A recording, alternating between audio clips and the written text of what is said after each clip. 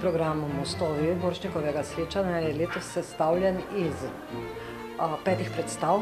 2 od teh sta nizozemski, ki sta tudi v okviru nizozemskega fokusa, ki ga pripravljamo, tako kot vsako leto, del Borštnika posvečamo nekemu fokusu, neki državi. Drugi 2 sta pa izbrani izključno po kvaliteti predstav, se pravi litvanska predstava Miranda, mačarska predstava Kazimir Karolina in ena najboljših predstav pretekle sezone na Hrvaškem, Leda Zagrebškega gledališča mladih.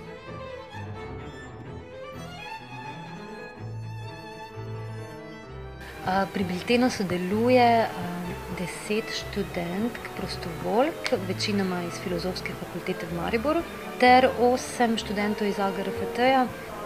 Biltene pa pripravimo tudi ob simpozijih, konferencah in na tak način olajšamo vsem tem obiskovalcem dostop do informacij, se pravi, kdo so predavatelji, v bistvu, kaj sploh se dogaja.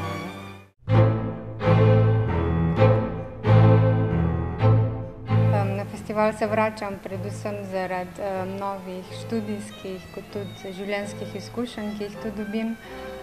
Poleg tega spoznavam nove ljudi, nove študente iz Maribora, iz Ljubljane, pa tudi spoznavam igralce in druge soustvarjalce predstav.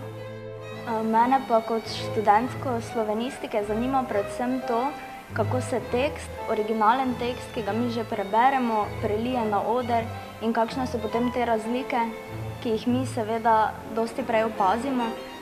Tudi sama sodelujem pri biltenu, kjer pomagam tako pri lektoriranju kot pri pisanju refleksij o predstavah, kar se mi zdi zelo zanimivo izhodišče za naprej. Na Borštnikovem srečanju letos sodelujem prvo leto. Sodelovala bom v bistvu pri pisanju biltena, pri gospe Kseniji.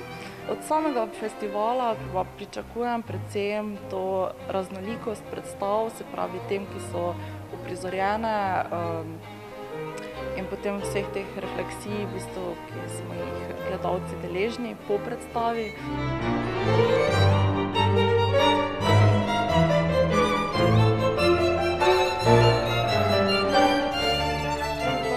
Moje delo od lanskega precej razlikuje, medtem ko sem lani skrbela za odnose z javnostmi, predvsem sem komunicirala z mediji, skrbela za akreditacije, se dogovarjala za objave.